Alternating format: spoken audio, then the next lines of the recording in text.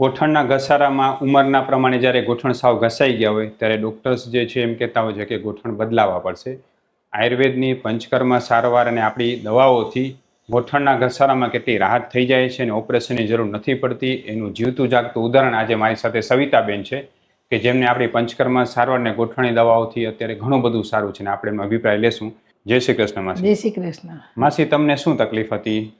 મારે કાંડા દુખતા હતા, પગના ગોઠણ દુખતા હતા, ખંભો દુખતો હતો, બરાબર છે. કમર દુખતી હતી, બધું સારું થઈ ગયું. બધા સાંધામાં દુખાવો રહેતો હતો હા, બધે રહેતું અને હતું. ખાસ કરીને હા, ગોઠણમાં. ગોઠણમાં તો આખો દિવસ આમ કડતરત થતી. હા. અને કેટલા વર્ષથી આ તકલીફ હતી? એ 5-6 વર્ષ થઈ ગયા. 5-6 વર્ષથી તકલીફ હતી. તો આપણે એના માટે લગભગ કેટલા અલગ અલગ ડોક્ટરને મળ્યા? શું આશરે 5 કે 6 દમ 5-6 ડોક્ટરને બતાવ્યું? હાડકાના ડોક્ટરને બતાવ્યું હતું? બતાવી. શું નિદાન આવતું હતું? ડોક્ટર શું કહેતા? બધા કે તમને ઘસારો હોય એટલે કાંઈ ન થાય, ઓપરેશન કરાવવું પડે. ઓપરેશન કરાવવું પડશે એમ ને, એવું કીધું હતું. તો પછી તમે ઓપરેશન ન કરાવીને આપણી હોસ્પિટલમાં કઈ રીતે બતાવવા આવ્યા? કેમ ખબર પડી તમને? સાંભળ્યું તમારું ને એક સંબંધીને એક છોકરાને બરાબર થઈ ગયો તો એને કીધું સારું એ એટલે તમે તમે જાઓ. બરાબર. પછી આપણે અહીંયા આવ્યા, આપણે 7 દિવસ પંચકર્મ સારવાર કરીને આપણી દવાઓ કરી તો અત્યારે તમને ગોઠણમાં કેટલું સારું લાગે છે? અને અત્યારે 12 જેવું સરળ લાગે. બરાબર. એટલે 70% એટલું સુધારો થઈ ગયો. બરાબર. સુધારો થઈ ગયો. પહેલામાંથી તમને ગોઠણમાં ને સાંધામાં દુખાવો થતો તો કેવી પીડા થતી? કેટલી મુશ્કેલી રહેતી તમને? એટલે બહુ થતી એમ. પગથિયે ઉતરવા ને તો મને એમ થાય કે નથી ઉતરવું, બેઠી હોઉં. કોકને કહું કે મને પાણી દઈ જાય, મને આમ લઈ જાઓ. હવે ઉતરું, પકડીને બીજ ચાલીને કે એમ ઉતરું તો બહુ દુખાય, પછી વળી બેસી જાઉં, થોડુંક કામ કરું, વળી બેસી જાઉં. ચડવા ઉતરવામાં તકલીફ બહુ થતી. તકલીફ થતી. પછી નીચે બેસી શકતા? ના, નીચે નથી બેસાતો. હવે થોડુંક બેસું પણ પલાખી ન વળે, પણ લાંબા ટેકન જો બેસવું હોય ક્યારેક તો બેસું, બહુ જલ્દી બેસતી અને નથી. પેલા નીચે તો બેસી જ ન શકતા પેલા તો ક્યારે. પછી હાલવામાં પેલા કેટલી તકલીફ થતી? એટલે પગ એક ઢેસડાતો, જમણો પગ ને ઢેસડાતો, આમ ડેસી હાલવું પડે. ખુરશીમાંથી ઊભું થવું તો વિચાર કરું તો કે ના, મારે ઊભું નથી થવું, કોક મને દઈ જાય તો હું બેઠી કરી લઉં કામ. બરાબર. એટલે હાલવા ચાલો ઉઠવા બેસવામાં સાવ તકલીફ પ્રોબ્લેમ હતી. થતી. દુખાવો કડતર રહેતો જ. રાતના મને પાટો બાંધીને શું રાતના પણ દુખાવો સુવા ન દે? આદુ નથી દેતો. એટલે બધો દુખાવો થતો. હાલવા ચાલવા ઉઠવા બેસવામાં કેટલી તકલીફ થતી? બહુ થતી તકલીફ. ઉઠવેશ કરવામાં તકલીફ જ થાય. ત્યાં નથી કરવું, બેઠા જઈએ અહીંયા કણે. સીડી ચડી શકતા? એટલે તે સીડી ન ચડતી જરાય નહીં. બરાબર. અરે દિવસમાં ક્યારેય અટકી મુંજાને રાતના ક્યારેક એક વખત જાઉં તો જાઉં, નાતા નીચે સુઈ જતી. અત્યારે આરામથી સીડી ચડી આરામ શકો? એટલે જરાક પકડવું પડે પણ આમ ચડી જવાય. ને પેલા જે દુખાવો થતો એમાં તમે મને કીધું હતું કે પગના તળિયામાં ને સ્કર્તર ને સોજા ને આખા શરીરમાં સોજા જેવું રહેતું. એમાં કેટલી રાહત થઈ ગઈ? એમાં ઘણો ફરક, 8 જેવો ફરક પડી ગયો. બરાબર. હવે તમે મને એ કહો માસી કે જ્યારે તમે મારી પાસે ટ્રીટમેન્ટ માટે આવ્યા, આપણે 7 દિવસ પંચકર્મ સારવાર કરી, તમને કોઈ તકલીફ થઈ ક્યારે કોઈ ટ્રીટમેન્ટ? દી નહીં કાંઈ તકલીફ. તમારી ઉંમર 65 વર્ષની છે. અમારા ઘણા બધા દર્દીઓ ડરતા હોય મોટી ઉંમરના કે એમને પંચકર્મમાં કાંઈ તકલીફ થઈ જશે, કાંઈ થશે. તમને કાંઈ થયું કોઈ તકલીફ? ના, કોઈ દી તકલીફ થઈ. અને આરામથી તમે ટ્રીટમેન્ટ કરાવી શકતા અને ઘરે આરામથી જઈ શકતા? જઈ શકતા. તમે અંજારથી આવતા, બરોબર છે? સ્કૂટીથી આવતા જતા, કોઈ તકલીફ નહીં. બરાબર. સ્કૂટી આવતા જતા તોય.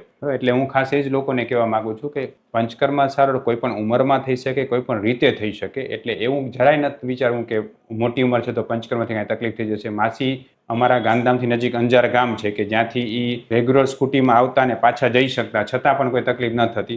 માસી, તમારી આ પ્રોબ્લેમ છે એમાં હવે જે તમને સારું છે એમાં કેટલો દુખાવો ફરક પડે? તમે કેટલું હલનચલન કરી શકો છો હવે? એટલે હું 1.5 કિલોમીટર જેટલો હાલી શકું. બહુ એમ થાય ને તો 5 મિનિટ બેસવું પડે. ઉભા રહી જાય, 2 મિનિટ ઉભા રહી જાય ને તો હાલે. તો પછી બહુ હાલી તો કમરમાં જરાક તકલીફ. પેલા કેટલું હાલી શકે? પેલા ના હાલાત, હાલી જ ન શકે. પેલા પગથિયે ચડતા જ નહીં, ગોઠણ ઉપડતો જ નહીં. હવે ચડી શકો છો. બરાબર. હવે કડતર અતિશય થતી રાતના એ થાય છે? કોઈ જ નથી થતી. અને સવારના જે શરીર જકડાઈ જતું તો એ કેટલું જકડાય છે હવે? હવે નહીં, ક્યારેક જ એક પગ જો ગેસ જેવો થઈ જાય તો જ લાગે, નહીં તે નહીં. શરીર એકદમ ફ્રી રહે છે. અને ગોટલા જે ચડી જતા ને આમાં ઘૂંટણ, એ ક્યારેક વળી ગેસ ભરે તો થાય, ના એ નથી ચડતા. બરાબર છે. માસી, તમારા જેવા ઘણા એવા દર્દી હશે કે જે લોકોને જે છે ગોઠણની તકલીફ અને ડોક્ટરે જે છે એ ગોઠણ બદલાવાનું કીધું હશે. તમે એને શું કહેશો આપણી સારવાર વિશે? તો કહું કે એના કરતા અહીંયા પંચકર્મ કરાવો તો તમને સારું થઈ જશે. ગોઠણ બદલાય પછી આપણી હાલત કેવી થાય એ ખબર નથી. મારા જેઠાણીને બદલાયા હતા તો 3 મહિના સુધી બિચારા બેડમાં હતા. તો એ આપણે બધી કોણ કરે પછી આપણી સેવા? બરાબર. એના કરતા આપણે આ કરી આવી, આ 7-8 દિવસમાં આપણે ફરક પડી જતો તો એ 3 મહિના નકામું લેવું ને આપણે. હું ડૉક્ટર વિશાલ પંડ્યા, એક MD આયુર્વેદ ડૉક્ટર છું. મેં મારો 10 વર્ષ સુધીનો MD આયુર્વેદનો અભ્યાસ જામનગરની વિશ્વ પ્રસિદ્ધ આયુર્વેદ કોલેજમાંથી કરેલો છે. 2011થી ગાંધીધામ કચ્છ ખાતે NABH માન્યતા પ્રાપ્ત પંચકર્મા આયુર્વેદ હોસ્પિટલ ચલાવું છું. અમે લોકોએ આયુર્વેદ સારવારથી હજારો દર્દીને સાજા કર્યા છે. તેના વિડીયો રિવ્યૂ અમારા આ જ ફેસબુક, ઇન્સ્ટાગ્રામ કે યુટ્યુબ ચેનલ ઉપર છે, જે જરૂર જોવા અને જાણો કે કેવા કેવા જૂના રોગો કેટલા ઝડપથી સાજા થયા છે. અમે 2 રીતે સારવાર કરતા હોઈએ છીએ.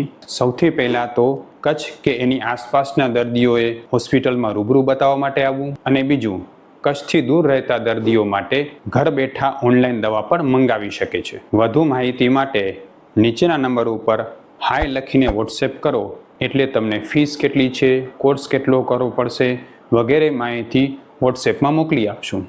હવે જો ખરેખર છે ને, મારે બધા લોકોને એ જ સમજાવવું છે કે ગોઠણની સારવારમાં આયુર્વેદની પંચકર્મા સારવાર ખૂબ સરસ ફાયદો કરે. ખાસ કરીને તમે કોઈ પણ જગ્યાએ પંચકર્મા સારવાર કરાવો ને તો એ તમારા ડૉક્ટરને તમે 3 વસ્તુ ખાસ પૂછો. સૌથી પહેલું કે આ સારવારથી મને કેટલો ઝડપથી રોગ દૂર થશે. બીજું એ પૂછો કે સારવાર કર્યા પછી મને શરીરમાં જે કોઈ નબળાઈ કે થાક તો નહીં આવે ને. ત્રીજો પ્રશ્ન એ પૂછો કે પંચકર્મા સારવાર કર્યા પછી તમારા શરીરમાં સ્ફૂર્તિમાં કેટલો વધારો થશે. સાચી રીતે પંચકર્મા સારવાર કરીને તો જે માસી કીધું કે મને સ્ફૂર્તિ વધી, એમ સ્ફૂર્તિ વધે, શરીરમાં નબળાઈ ના આવે અને રોગ ઝડપથી દૂર થાય. જેમ માસી કીધું કે 70% ફાયદો માત્ર પંચકર્મા સારવારથી થઈ ગયો. એટલે એ ખાસ પૂછવાની જરૂર છે. માસી, મારી દવા તમને ક્યારે ગરમ પડી? ના, કોઈ દી નહીં. બરાબર છે. એટલે હું તમને એ પણ કહેવા માંગુ છું કે ઘણા લોકો એવું માનતા કે આયુર્વેદના ઉકાળા ગરમ છે, આયુર્વેદ દવાઓ ગરમ પડે. તો સાચું નિદાન ન થાય ને તો જ આયુર્વેદ સારવાર તમને ગરમ પડી શકે છે. અમારી અહીંયા જે સારવાર થાય છે નિદાન એકદમ સાચું ને સચોટ હોવાના કારણે અમારી દવા કોઈને ગરમ પડતી હોતી નથી. તમે ગુજરાતમાં કોઈ પણ જગ્યાએ રહેતો ને માનતો કે આયુર્વેદ દવા ગરમ પડે છે, માફક નથી આવતી, તમે અમારો સંપર્ક પણ કરી શકો છો. અમે ઓનલાઈન અને રૂબરૂ બંને રીતે સારવાર કરતા હોઈએ છીએ. માસી, તમે જે અત્યારે જે તમારી સ્થિતિ છે એમાં તમારા ગોઠણમાં પેલા કરતા હાલવામાં કેટલો જીવ લાગે, એમ કેટલું વ્યવસ્થિત મને એમ થાય ઈચ્છા થાય, મારી પોતરી છે નાની 1.5 વર્ષની, હમ. એને હું સાયકલ બેસાડીને ખેત પર 4 સુધી પહોંચી આવું. હા. સાયકલ લઈને આવું હતું. બરાબર છે. અને પેલા તમે જે છે એ પેલા બહાર નજર જવાની ઘરથી બહાર ઈચ્છા જ નીકળતી નહીં. ઓટલામાંથી બેસવું તો મને વિચાર થાય, ઊભું થાવું તો મારે ઊભું ન થાય. આમ મને એક હાથ પકડે તો રીત રાખા બહાર જ ન નીકળતી, ઘરમાં ને ઘરમાં રહેતી. અને હવે હું તો નીકળું બહાર, દિવસમાં 2-3 વખત લઈ જાઉં મારા પોતરી, ફરાઈ આવું બહાર સાયકલથી. બરાબર છે. એમાં હાથ પકડીને લઈ જાઉં, પણ બહુ દોડે ને તો વળી માથે એમ થાય કોઈક સાધન આવે તો પકડાય, એટલે હું જલ્દી એમ પગે ઓછી લઈ જાઉં, પણ સાયકલ બેસાડીને લઈ જાઉં એને. બરાબર. માસી, તમારો જે આ વિડીયો છે ને એ લોકોને આયુર્વેદમાં શ્રદ્ધા ઉત્પન્ન કરશે. એના માટે આપણે ફેસબુક, ઇન્સ્ટાગ્રામ, યુટ્યુબમાં મૂકી શકીએ. મૂકી શકો. ખૂબ ખૂબ ધન્યવાદ માસી. જય શ્રી કૃષ્ણ. જય શ્રી કૃષ્ણ.